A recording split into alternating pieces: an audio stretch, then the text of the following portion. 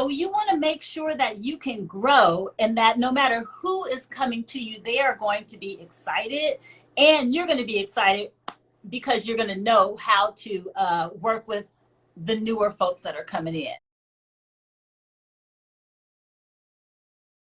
Hey everyone, happy Tuesday. We've made it to March, and it's been almost a full year since, 2020 COVID shutdown, and I think we're doing okay. So I know that this brings up a lot for everyone, but I just want you guys to know that we're here for you. If you guys need to talk, reach out. We're only a DM away, so please know that you're not alone, and you can feel all the feels. It's definitely a time that everyone is dealing with in their own way, and that's okay. So tonight we have Chanda Daniels with us. We are so excited. So Chanda was on previously, and we were talking about authenticity and about finding your niche, which totally goes with what we had talked about before. Definitely about, oh, there you are. Yay! Hi, How are you? I'm good. How are you doing? I'm doing well. It's so good to see you. Good to see you as well. You have been doing some amazing things, girlfriend. I've been like watching the different lives that you've been doing, seeing all your posts about Black history and how to Oh, represent. I was like, yes, thank you you. work your platform. Oh, Definitely. thank I'm you. loving it. Thank you. Well, that's what it's for, right? It's not for me. Uh, it's about making sure that everyone has access. And I think one of the things that I know really hit me, kind of like this summer, was when people were really wanting to learn more, and they just didn't know where to turn. They didn't even know the right things to Google. They didn't know the right hashtags to look up. But you know what? If they're following us, we can be a resource for them and help point them in the right directions, just because they're already on our feed, they're already looking at our stories. We're more than happy to do that, because I think it's important for us to know that we all need to do our part. And one thing that I have been learning this year is that just because I know something doesn't mean that everyone else knows it. And I think it's one of those hard lessons that sometimes we kind of assume, oh, well, I know it and my friends know it, so therefore everyone knows this. Yes. So if there's something that I know that I can share that maybe somebody else doesn't know, and it hits them, they're like, wow, that's so great. I mean, because otherwise it's just rotting my brain. Like, it's not necessarily helping anyone up there. Yeah. Yeah, and that's how we grow. That's how we grow, and we have to support each other and show each other grace, and just I feel like even if you don't know what to Google, you have friends you can reach out to. You have Yeah. an industry that's striving to be amazing. So there are several people I know that you can reach out to. So Yes. like I said, I appreciate you using your platform and spreading the message.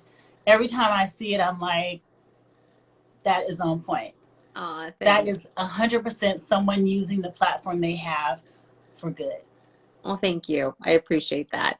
Well, we're going to talk tonight about finding your niche. And I think one of the things that people really struggle with when it comes to their niche is thinking that, oh, my niche is, Terica's, hey, Terica. Oh, thank you. You're welcome. I love Terica.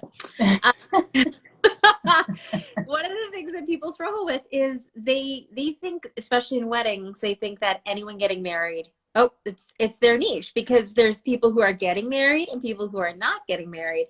Therefore, people who are getting married, that's my niche. Terica says Hey, hi. Terica. Hey, girl. And so what are some of the things that, that when you were kind of honing in on your niche, that really helped you figure out, like, okay, this is really what it is and this is not, or this is who it is and this is not. Okay. And I have to start off by saying that for me, it wasn't just like I started my business and then instantly I just knew exactly to hone in on like a certain niche. I didn't know that. So there's been a lot of years, there was a lot of years of discovery, and a lot of money spent. Woo, a lot of money spent. And hopefully this conversation, I feel like people starting off now, they're at a better place. They're coming into it with folks, with leaders in the industry saying that this is what you should be doing, right? So once I just kind of like, I was at the same place where, oh, everybody deserves a wedding planner. I'm everybody's wedding planner. And then I was like, well, am I? Let me think about this, because then I started to, early on in my career, I started to realize like nobody was really marketing to LGBTQ couples. Nobody. Like every single planner I looked up in the phone book, and I hear you. You know, I have to, I'm dating myself right now, but it's all good. Nobody had any kind of advertisements or anything saying commitment ceremonies. So that instantly, because that was a community I connected with, I said, I want to be that person. I connected with the Black community, and I also connected with the LGBTQ community. So then, without really knowing what that meant, I was just like, I want to work with LGBTQ couples. I'm just gonna, what did I do? I didn't even know what a photo shoot was back then. I didn't know any of that. I was just like, okay, this is, how do I get the message out? I have no idea. I didn't learn that until later on. And then also learning like, okay, LGBTQ couples, they come in different categories. I may not fit with a couple who wants to get married in their backyard, like a basic backyard. I may not be that person, but I want to target the person who wants a venue, who has an estate, who wants like a private property, all those type. Then I fit best with those clients. So then figuring out who I wanted to work with, and then within that deciding, okay, let me break it down even further, right? And then even thinking, okay, after that piece, I need to break it down to budgets. This person may want to get married at an all-inclusive venue. That may not be the person that works best for me or works best with me, right? So breaking it down, just digging deeper until you find that sweet spot that, you know, when you talk to that client, you are like hella excited about their wedding. Like even before anything, like you were just super excited, right? So that's how I had to, and like I said, that took years. And then even taking it from that point, it transferred into diversity inclusion, putting that out, diversity inclusion. So then it started to bring, naturally my Black clients are attracted to me because they see me, right? And then it's like, all right, you value diversity and inclusion. So now that means everybody that values that, because they see that I do, they come to me. So it went, at first it was like LGBTQ exclusively, Black because I'm me. And then all of a sudden, diversity and inclusion, everybody, whoever values that. And so that's why I feel like for me now, I'm at that sweet spot because we can speak, we have the same values. No matter who you are, you're going to be attracted to me and my work, of course. But, you know, you know that it happened that way, not on purpose, because I didn't know that that's what it meant. But now that I'm at that sweet spot, I'm like, okay, I just want to tell everybody right now to just how to dig deep, find what your values are, find your client, because I've been through so many years. Trust me. Oh, I think I lost. Again, I'm so sorry. Sorry about that. Oh my gosh, I'm so embarrassed. We're all live. This is live. Hello to live. But like I was saying, I went through a lot of years not knowing this and not having the confidence to say, this is my client. Anybody else that doesn't fit in that category, I'm okay with you not being here. And so I've had people where I'm like, ooh, girlfriend, I cannot wait for your wedding to be over. And you never want to feel like that. You never want to feel like that. I never want to. I'm keeping it 100%. I was like, girl, like, what is your wedding date Like, again? is it May 13th yet? Oh, No, oh, no. actually, look, actually, is it May 14th? Because that's when I'm going to be happy. But, but once I worked all that part out, it's like, this is good. This is good. That's so funny and so true. Because I think sometimes when you're starting out and you just want a business, you don't know. You're like, can I just have someone pay me to do this? And so I don't have to Yes. at 9 to 5, or this is something I really enjoy, so I'll enjoy no matter who I work with. And then you realize after lots of lost money or tears because you're Yes. lost hair because you've been pulling your hair out. Yes. Oh my goodness, why did I do that? Why did I accept him as a client? Why did I choose to have my own business? This is Yes. but then when you realize, I think it's interesting because the other thing a lot of people say is, oh, my ideal client is someone who is just, they have like an endless budget and they just trust me. So they're just gonna like let me do whatever they want. Like I can decorate or design whatever I want to. I can choose all the vendors. I can do all of that. They don't second guess me. They just write checks. And Yes. no, that's not a niche. It's not like an ideal client. It's not an actual category because that category doesn't really exist. Like Right. people who have big budgets are oftentimes very concerned about how you're spending their money. Because Yes. guess what? It doesn't matter if it's 5 million or $5. If that is something that you are putting out for meaning or value, you need to know what you're getting for it. And most people who have a large amount of wealth, financial wealth, they didn't get it by throwing their money away and not knowing where it's going. So Right. you are not going to be on the receiving end of that throwing money away part. Exactly. You don't want to be there. And then you don't know, like, what I understand, and from my experience, sometimes like having that money does not mean you're the nicest person. And Oh my it God. doesn't mean that you never want to work with someone who treats you like a servant or Right. treats you like a servant. Like, we are in Yeah. this together. You're hiring me because this is what I know. You are Right. hiring me. You can't do it without me. So so Just you can't really just be like, oh, I just want an unlimited budget. Like, what fun would that be? What fun would that be? Yeah, on one end, okay, it would sound good, like, oh, I could just do whatever. But if you're not working with the couple as a team and you're not excited about showing them ideas and you're not, I don't know if that would be fun. because a big part of being like a planner or even anyone, I mean, really any entrepreneur, your main job is to problem solve. So you have to enjoy solving problems. Yes. You can't just be like, I just want to do whatever I want whenever I want to. That's like a 5-year-old. Yeah. That's a job. That's like a stage in life. That's like, ages of 2 and 5.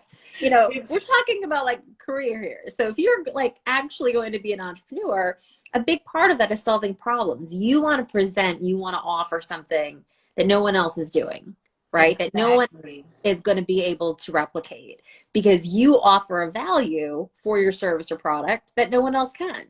So if you can't do that, then that's a problem because that Right. means that you're a toddler. Like you're Yes. like I'm just gonna do whatever I want to. Like, you should just go plan a wedding for some dolls and just have Right. like that kind of control Totally. or something. I don't know. Oh But my yeah, but I feel like, to bring it back, I feel like when you find that right person, that then, like, when you get all your pieces put together and you can define who that person is, that person may come along with the budget, right? Because when you start attracting that person, when you start putting it out there, when you start having those same values, and then, like I said, the sweet spot is when you get the client, that ideal client, with a nice, amazing budget that you can be creative, but you'll be excited about being creative with them. Right. Absolutely.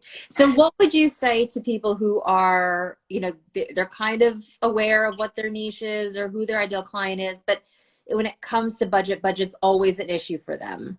What would you say in terms of how they need to change or tweak what they're doing in their marketing or how they're kind of targeting that very specific niche of that Mhm. kind of category of couple?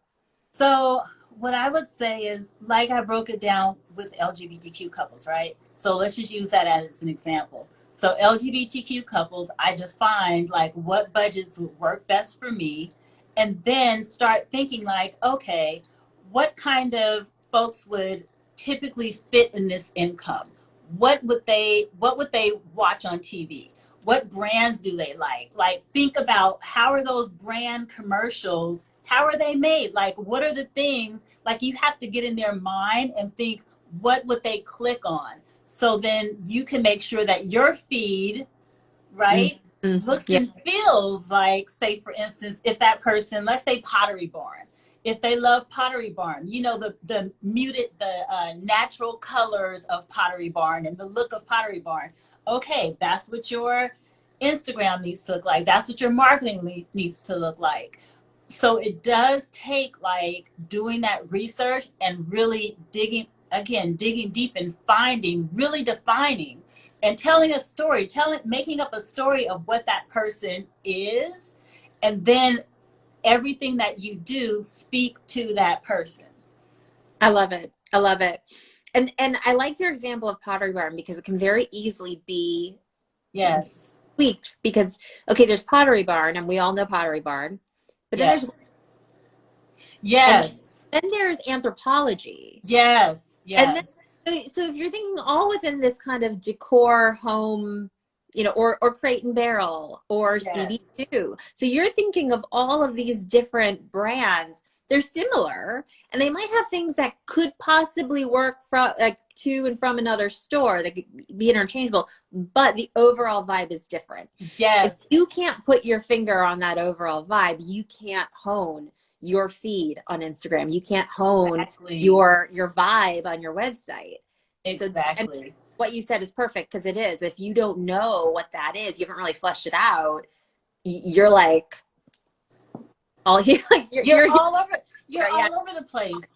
You're yeah, all over the place, and like that goes back to like, then you're wasting your time because you're attracting folks that really aren't your ideal client. You're really not happy, and then it's like those resources are being taken away from who you really want to work with. So that's exactly. why I said, if you really like take the time to really dig deep and define who that ideal client is, and like I said, make up a story, make up Yep. everything, make up your vision board for that client, and go from there. I think you're all good. I love it. I love it. Oh, Jove just joined. Hey, Jove.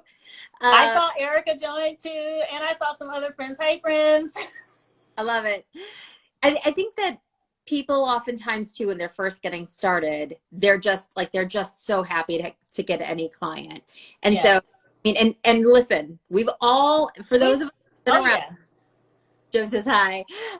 For those of us who have been around, it's one of those things like I can cite multiple not ideal, you know, not ideal clients. They were not the greatest. And Uh, you know, like these are stories that are like in your like seared in your brain. You're like, oh yes. my goodness, I will never do that again, right? Yes. You're like, if somebody shows up with the same Yeah, hairstyle, I I'm know. saying no. You know, you have that kind of shock going on in your body. You're like, I had one, ooh, I had a few clients, but I had one client where I was like, just recently, I was like, I am never working with anyone that has any sort of vibe like hers again. That is just, and you that's when you know Yeah, that yeah, you need to sit down at the drawing board, because I always ask the question, I just think like this, I'm like, okay, what did I do to attract this client to me? right. What am I putting out that attracted this client to me? And that's when I had to do like a reset and just be like, okay, Chanda, for real, let's just calm all this down, reset, because this girl, it was so unbelievably. Because May 14th is not coming fast. Ooh, it wasn't. It really wasn't. And so then, you know, you do your reset and then you get refocused. You get refocused because it's easy. Like you said, when I first started, I remember too, like I said, just being like, I just want to book this wedding. I just want to book a wedding. But then after a while, when you get into the habit of like in your second and third year, and you're just booking and booking and booking, then you start saying, all right, I have the confidence. That's the key, the confidence. I have the confidence to say, this is not the right person for me, but I can refer you to someone else. Right. That to me is the most powerful. When you can say, it's not for me, but I know somebody who may fit you better. That's when you've made it. Grace in Virtue Events said, thank you for that advice. You often take a look at your niche and do an analysis or a check-in. And that's exactly what you were talking about. Alicia Rink says, said, so true. When you experience something you don't vibe with, it will help you reset. And those are the things that like, yes. I mean, thinking about what your niche is, understand that your niche and your ideal client is always going to be changing because nobody stays the same. Yes. And the subset of people of the general population that's getting married, the longer you stay in it, guess what? I don't think that I'm getting any older, but clearly I am. I am. I officially am. So you know when you're like the same age as the mother of the bride, you're like, okay. Or a past client is like, hey, my daughter. It's like, oh my God. Okay, well then. Yes, you're right. You feel really honored that you, and I'm like, I'm so old. Oh my goodness. That is hilarious. Of like me and her, and I was like, you can like wipe the milk off my face. Like, baby. I was like, oh my goodness. Who in their right mind would let me be at their wedding? Oh my God. Yeah. Seriously. Job says, preach. If any part of your body, soul, or mind says no, then it's not for you. There is no amount of money worth the pain of a bad relationship. Freaking men. Because that is the truth. That is the truth. There, 100%. Like I can't, like, those are things that like it gets down deep and it makes you wonder why you're doing what you're doing. Yes. Those are the clients that you're like, no, never again. Yeah. And that just means that like I was saying earlier, that means you just need to reset, have a check-in with yourself and just get back on your path. But I was going to say this too, for folks who are starting out, it's still, even when you do define who your niche is and your ideal client, it's still going to take the practice and the experience to even break it down further. Because once you, like you said, this may be your set, but within that set, you may have to define it a little bit deeper because you may find out, okay, I love LGBTQ couples. I don't like DIY. And I can say this with confidence. I'm not a DIY person. I don't like DIY weddings. They are not for me. So when you have an LGBTQ couple coming to me and their key terms is DIY, I'm like, okay, well, I know someone else who can take care of your DIY, because I never say I'm not the person. But I would think from seeing my website, you would know I'm not that person. Right. So then, like I said, with experience within that, the clients you define, you may have to define it all the time, cutting it down even further. And that takes experience, and it's okay. Everybody has gone through this, every single body. Yeah, absolutely. And like we were saying, it's something that you continually do, because you might get someone inquiring and you're like, oh no, I have no, how did they even, why did they even? And then, you're like, well, I'm so confused right now. If they are still in front of you and you're having that thought, that is the biggest blessing, because you can then say, how did you hear about me? Or what made you want to contact me? Or what was it that really spoke to you? Because those are going to be the answers. Those are going to be the gems that you're going to be able to then use. Oh, I take that picture down. Or That is, oh, that's a good one. That is a good one. I didn't even think about that question. What spoke to you? I'm going to write that down. That is a really good one. Seriously. because I mean, otherwise you don't know. You can Right. assume, you can kind of think it through, but when it comes to figuring out and really honing in, because and again it changes, Yeah, right? The people who shop at Pottery Barn now are not the people who shopped at Pottery Barn 20 years ago, and the people who shop at exactly. West Elm now are not the people who shopped at West Elm 20 years ago. So you cannot just Exactly. be like, oh, I'm done, put it on the Yes.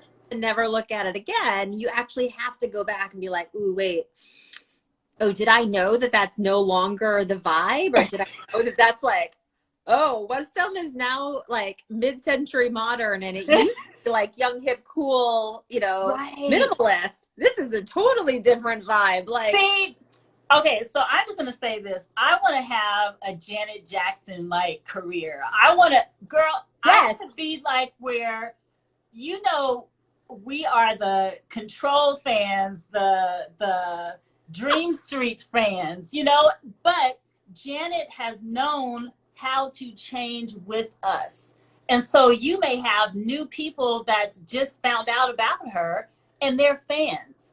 So you want to make sure that you can grow and that no matter who is coming to you, they are going to be excited, and you're going to be excited because you're going to know how to work with the newer folks that are coming in.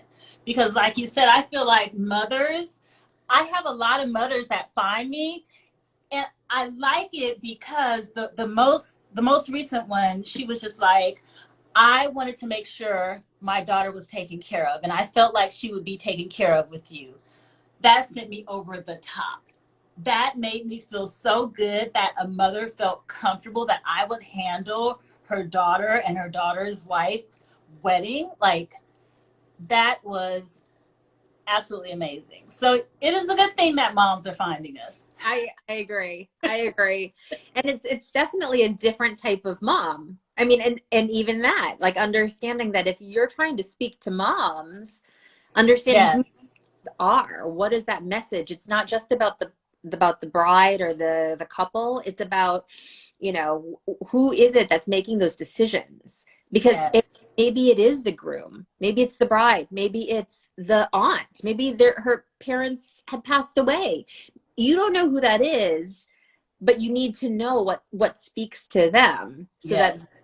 what's in your feed, and that's what's on your website, and that's what Yes. comes into testimonials. Because if it's all about like I felt taken care of and she knew everything, and I never had to worry about it, like those are the things that that are going to speak to whoever it is that's like that parental motherly figure wants to take care of this couple that's getting married, right? Yes. Those are the things too that we have to think about.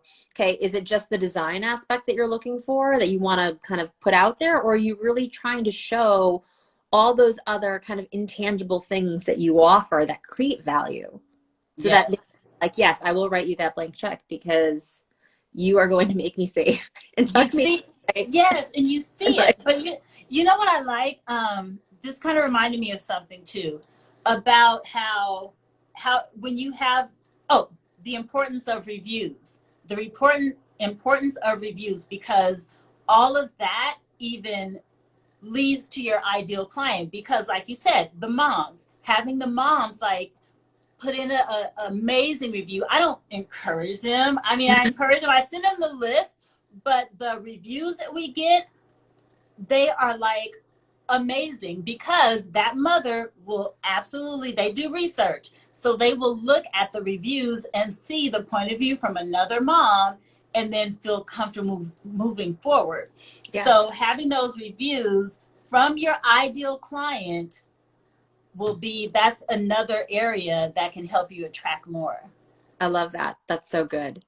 And what would you say, I mean, because there's so many new kind of planners and photographers and wedding pros that are coming out, and they're like, okay, I'm really kind of getting my feet wet. Um, what would you say to them if they realize after the fact that they now have a client that is not, it's like the opposite of their ideal client?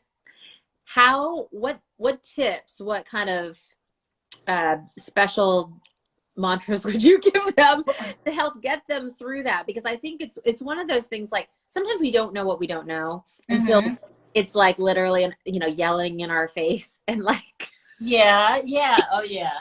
trying to keep it Yes. together. You're like, Oh my hold it gosh. together. I mean, the only thing, so two things. I've heard of other planners saying, I just end the contract, I just get out of it. But for me, in my experience, I've always just handled it with grace and looked at it like, this is my job. This is a job that I'm doing. Remain calm and get through it. And that's pretty much it, because I've never felt comfortable just being like, we're ending this contract. It's never gotten to that point. It's never gotten that bad where I had to say, we are ending this contract. It's gotten to the point with that when I talked about earlier, where I was just like, I'm going to be graceful. I'm going to be calm.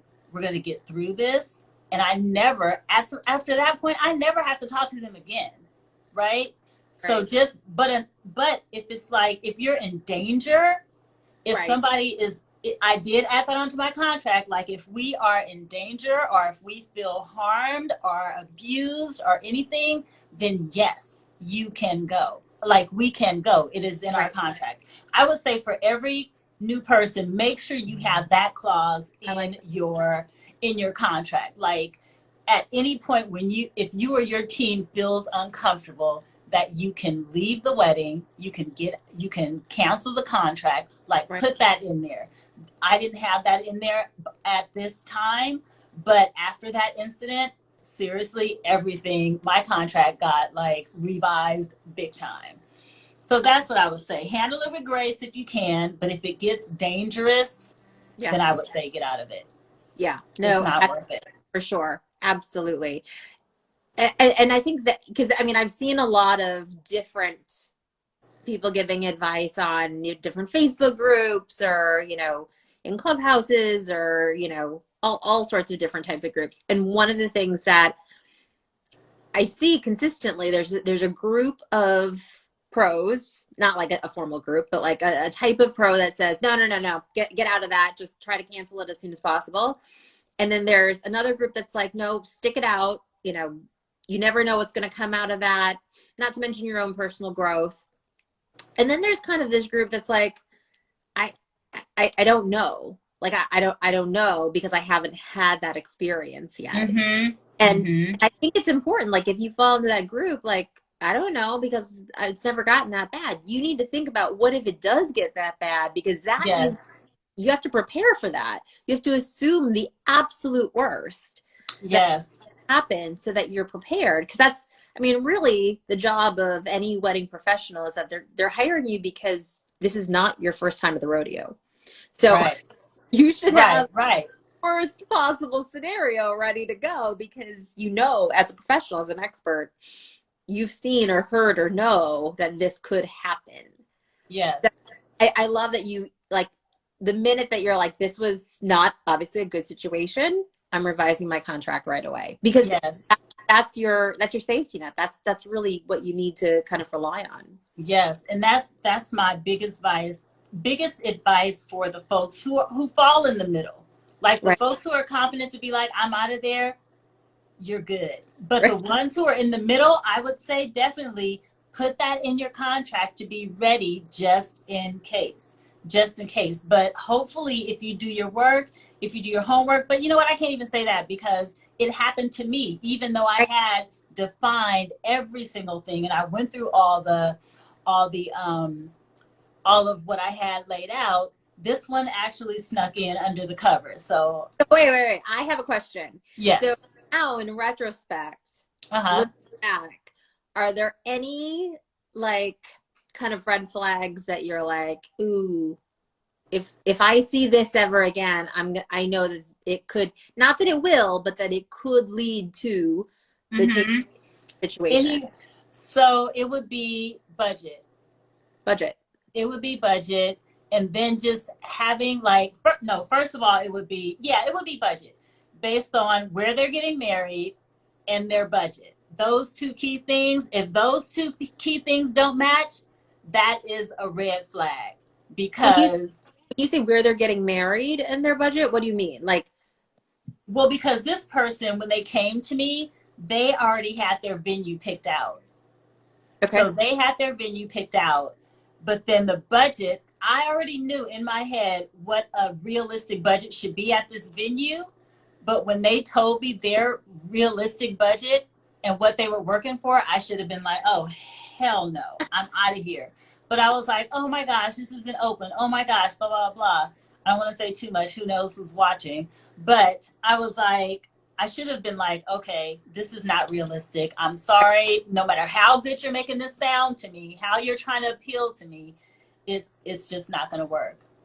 So Right. yeah, if those two things, if it just doesn't feel right or if it just doesn't fit, if you know what things should be like and it's not, Mm, I would say that should be the red flag.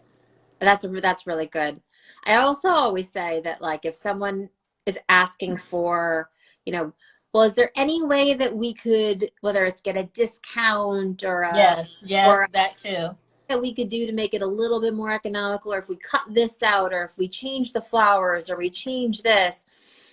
I mean, those are red flags, right? Yes, Because with yes, to understanding, what is your budget, and understanding these are the things that are important to me.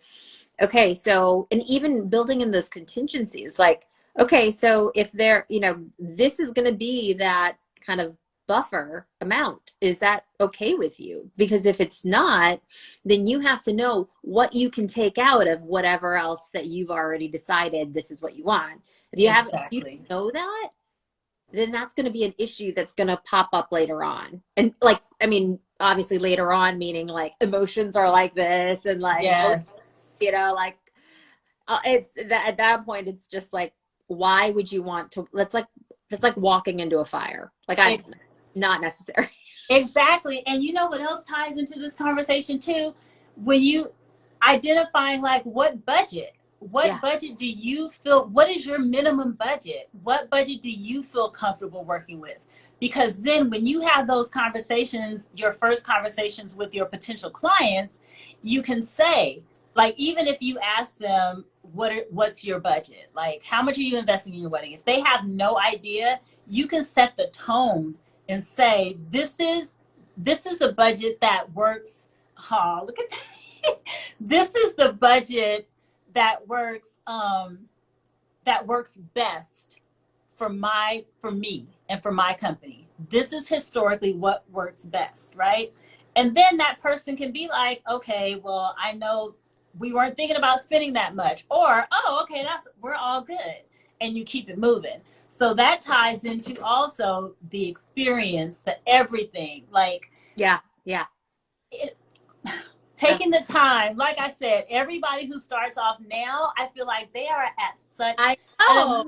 girl, they are at such an amazing space Yes. because look at all the resources, all the, like, I never had like Oh my, conversations or heard conversations with other planners. Planners didn't even want to like share anything. They didn't even want to share resources back then. But no, having there weren't very many. I mean, this is the other thing. It's like, the wedding industry was a very tight knit, closed group, and there were very few people who were actually even, like, kind of like allowed, quote unquote, allowed in to this. It wasn't just like you could go online. There was no online. There, like there you was said, no there was the phone book. there was no courses, there were There, no no, there was nothing. no none of that. So Totally. use my message is use everything. We've given you like the outlines. We've given you the outlines of what you need to do. Use the resources, take the courses, go to the summits. Yeah.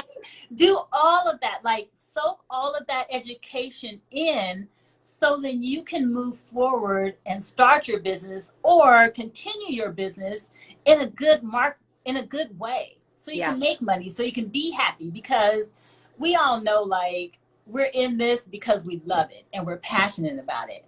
Now let's like get that dough, like do what you have to do to make sure you can get what you need. Yes, absolutely. And that's what I love about, everyone who's kind of starting out right now. Like, I love the fact that they have all of this, And sometimes it's a little bit overwhelming for them. And I think that's one of the things that we try to do is like distill a lot of it. So it's like, okay, you don't necessarily have to read on every single possible online course you can take. You can ask us like, this is what I'm looking for. Do you know of where I can find, or I'm looking for this type of mentor, or I want this type of coach, or these are the questions I have, or these are the challenges I'm struggling with right now. What are the right kind of directions to be pointed in? Because again, there are so many options now. There were never this, I mean, the only things that I could do were like read business books that were not tied to like at all general business. And it was like, okay, that's great. And it totally helped. It was fantastic. But it was one of those things that like, that's all there was. And there weren't even that many. I mean, it really was a trial and error. And so one of the things that I love about you is that you get, I mean, we get this, and it's like our pain, please. I do not want I don't want it to just like let it be for a reason. Let me help, because there were some really horrible things and you're like, oh my God, I lost so much money on that. Or I'm like, that was so horrible. I would never want anyone to go through that. So I mean, and isn't that our ultimate goal? We want to leave whenever we get ready to retire. We want this industry to be better. We want it to be amazing. And then the new people who are starting out, get all that information, all your information, and share with the up and coming folks. Like, we want to make sure our industry is well and strong and educated and smart and all of that. So we want to leave it better. So I think it's our duty to share all of this information. Hopefully people are listening and taking it like for real. This is not for play. Right. Exactly. And those things that we're talking about, like, those are the things that you can incorporate in your business now. Like the things that you can actually do now. Like, we have a free notable about like your ideal client, like fleshing out different things, you know, just we'll send it to you. It's so easy. There's tons of free stuff that you can just like literally all you have to do is ask.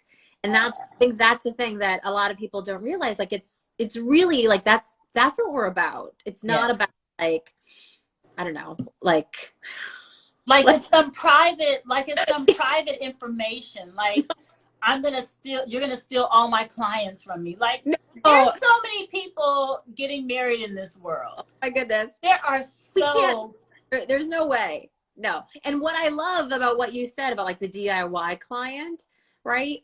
It's about helping each other, community over competition. So it's like, okay, so that's not my ideal client, but you know what? I know some really great DIY wedding planners. Yes. I don't know if this is going to be a right fit, if I'm going to be a right fit for you, but I know some amazing planners I would love to refer you to. Is that okay? You're like, yeah, that'd be great. See, because it's good for them too. You want everybody to have an amazing experience, and they may get so creative together and be like, yes, let that joy happen. Absolutely. And understand that's good. It's a good thing. It's just like, you can't marry everybody that you meet, and you probably don't want to marry everybody. My guess is you don't even want to be friends with everybody you meet. No. Yeah. So, but if you know somebody, you're like, ooh, your type of crazy is the same type of crazy. Exactly. Let me pair you up, and you guys crazy happy together, all over there. Far away. Same concept. But you know they're happy, so it's like, hey, that's great. Let them be happy. Yes. This has been fun. I really love just having conversation with you and just talking about the industry. I remember the first time I was on your show, I was like, oh my God, I'm so nervous. But just having you made me feel so warm and comfortable and relaxed. I'm like, we are just having some girlfriend talk. And that's the best. This is when you get the most information to me. You get the most information when you can just allow a person to feel safe and free, and you do that for me. So thank you. Thank you. That's so sweet. And that's what we want to do. We want people to feel like they're part of our conversation. Like we're all just hanging out, having coffee, or some of us might be drinking. Oh, I'm just Okay, saying. look, here's what I'm It's 5 drinking. o'clock. No, look, I've been doing way too much for my birthday, so I was like, now it's like seriously, I gotta hydrate big time. Hydrate. Oh my goodness. Can I just say, total side note, those are the things that you're like, man, when I was younger, I could just be like, no big deal. And now I'm like, oh my goodness, water. I do water. Like, I'm like becoming a raisin and like, I'm like through a desert, like help me. I'm like, what is wrong with me? I'm like, No, no. Then I'm like, yeah, I guess I am that old. oh When my gosh, same age as the mother of the bride, like, you're like, okay, I guess I am that old. it's okay. You're It's still okay. gorgeous. It's We are okay. still, look, we can still work it. It is okay. That's what it's all about.